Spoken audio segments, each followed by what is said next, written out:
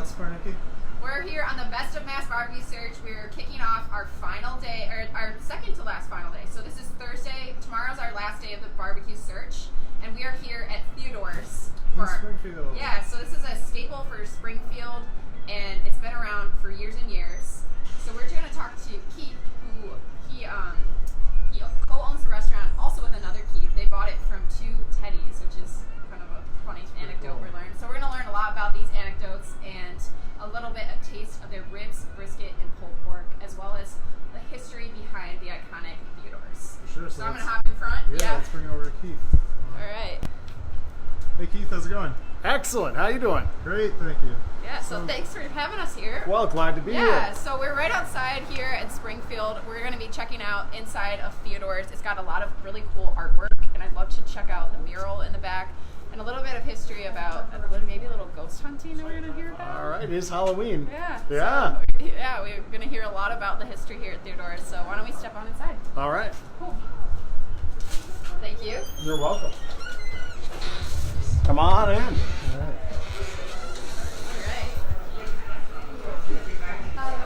Okay, so first, why don't we talk a little bit about the beer offerings and the full bar that you have as well. So it's not just a barbecue restaurant, but the booze, and barbecue is all intertwined in Theodores, correct? Very, very true. Booze, blues, and barbecue. We have a full bar with a lot of craft cocktails.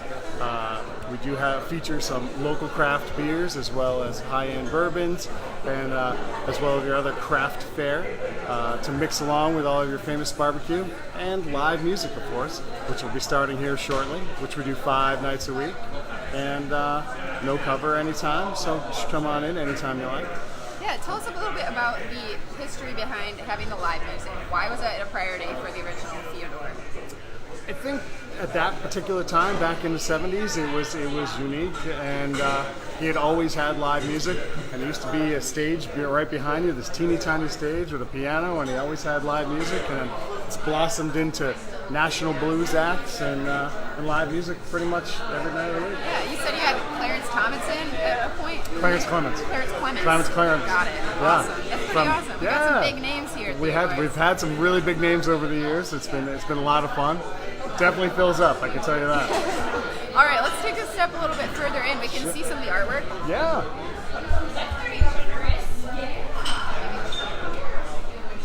Has a very rustic feel in here. With all of our tchotchkes and antiques.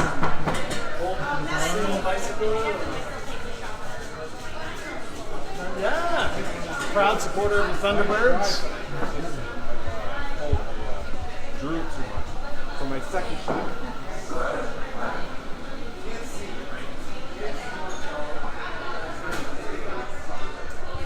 we've got to talk about this mural a little bit. We had a few years back, we had Gary Miller, who was a fantastic local artist at Stick in Springfield.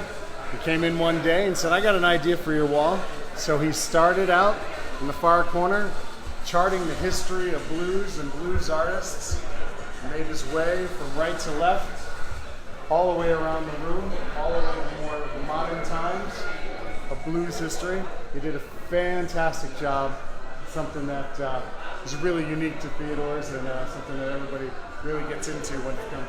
Absolutely. Definitely. You can see the history on the walls as well as kind of feel it while you're walking through. You've got some really unique pieces here that you couldn't necessarily get without that large history such as yours, right? Very, very true. Very true. Can you tell us a little bit about the ghost hunting? So Theodores was featured on an episode of Ghost Hunters about 8 or 9 years ago. You yourself have not seen a ghost.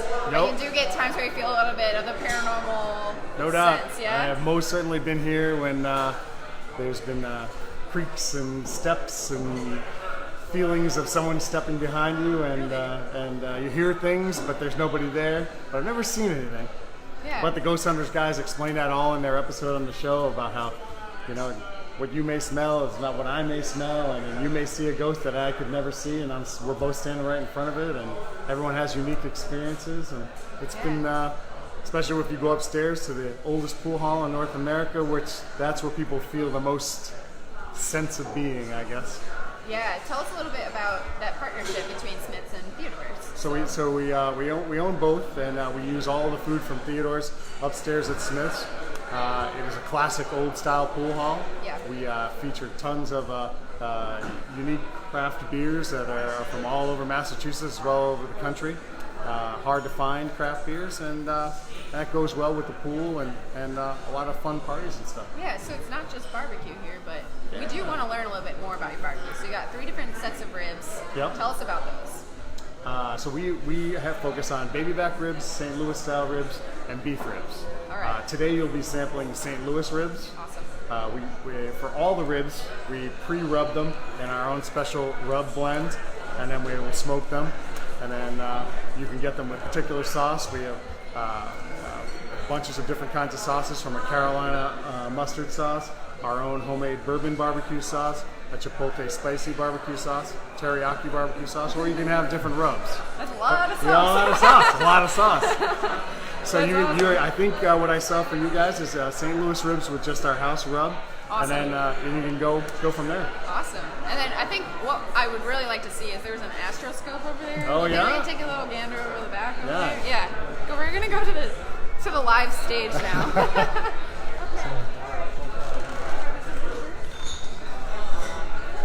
That's a cool posters on the wall.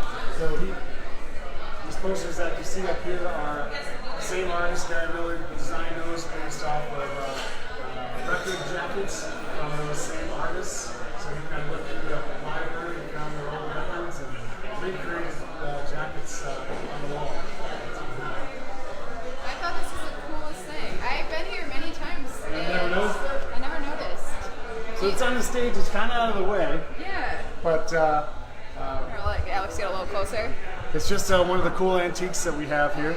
And back in the day, you throw your dime in there and pick your date, and the wizard would tell your astrological fortune. I would love to read mine.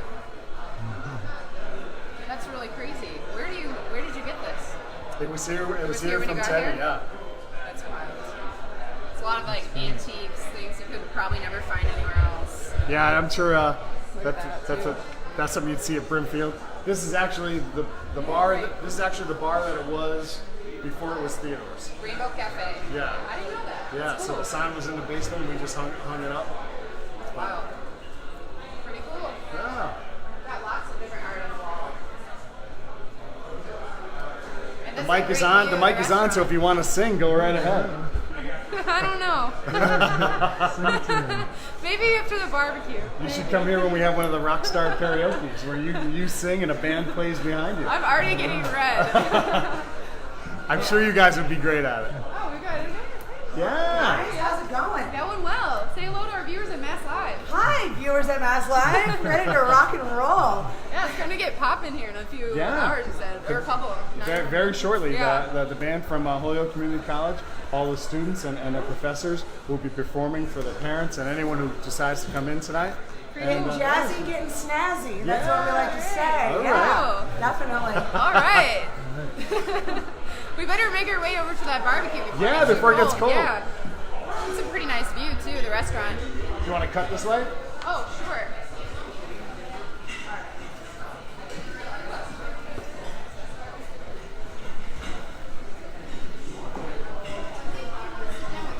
Of course.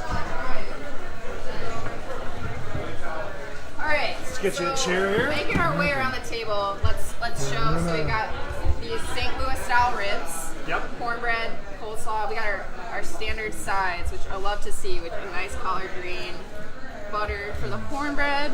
Is that any special type of butter? Is that just This is a honey butter for the cornbread.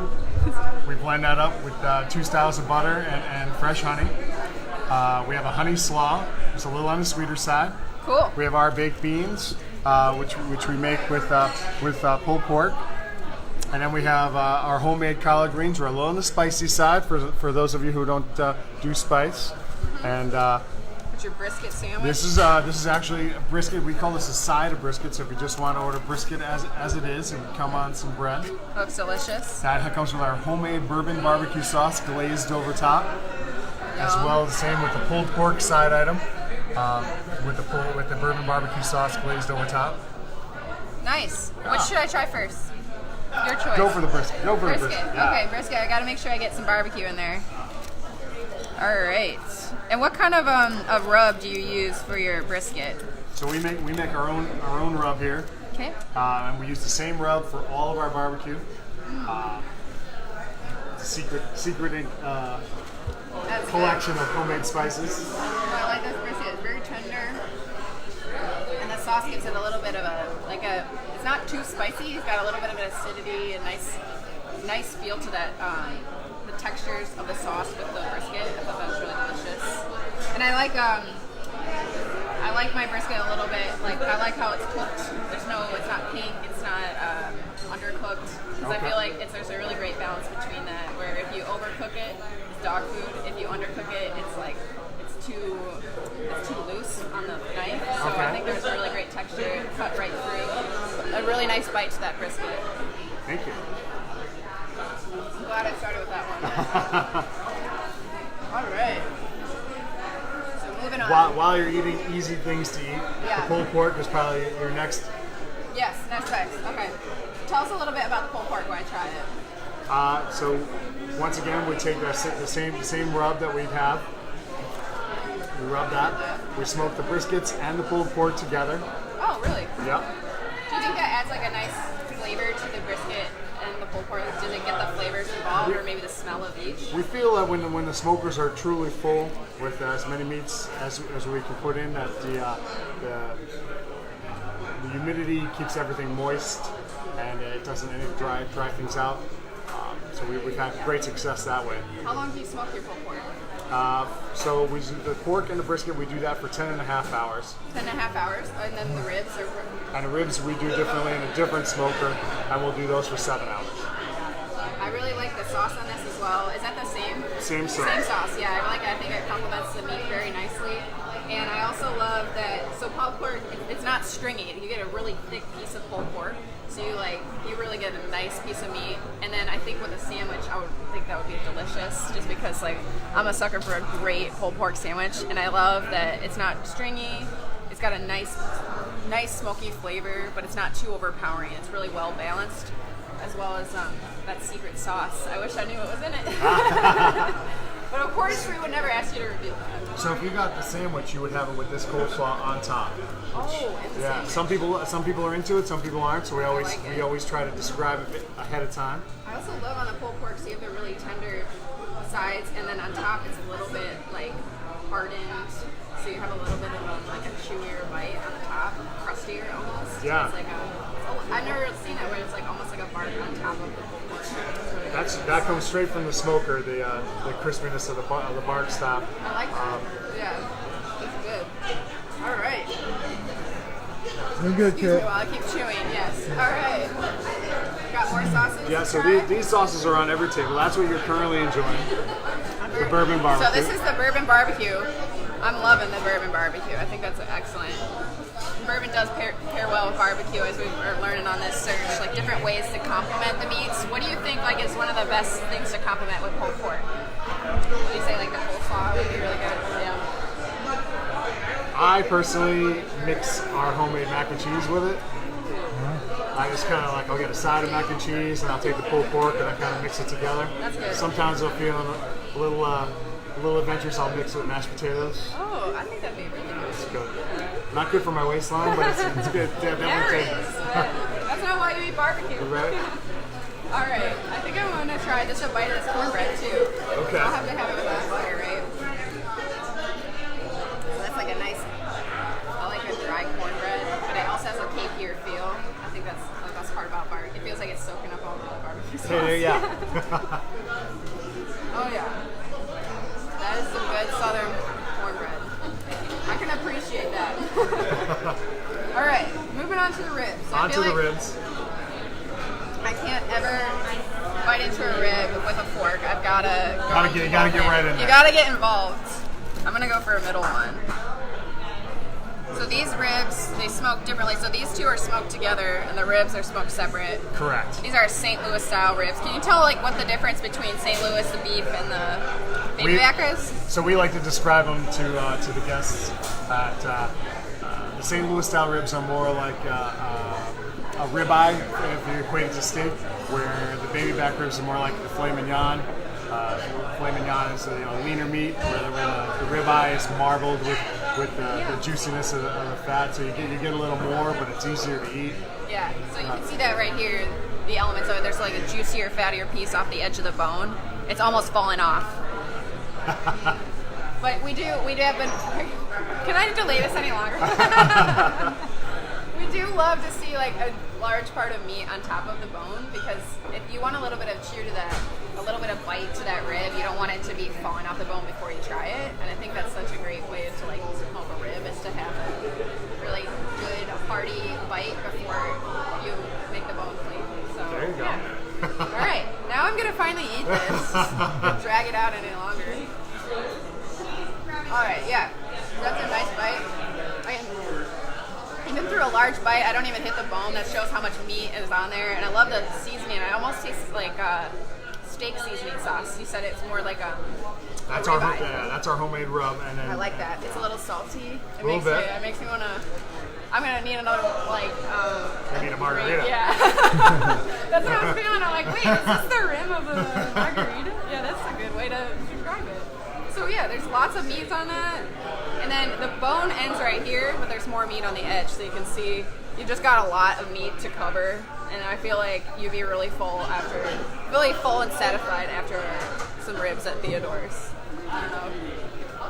I am. Yeah, I really like that on top. I think that really makes it nice. It almost, is there a little pepper in there too? There is. There is.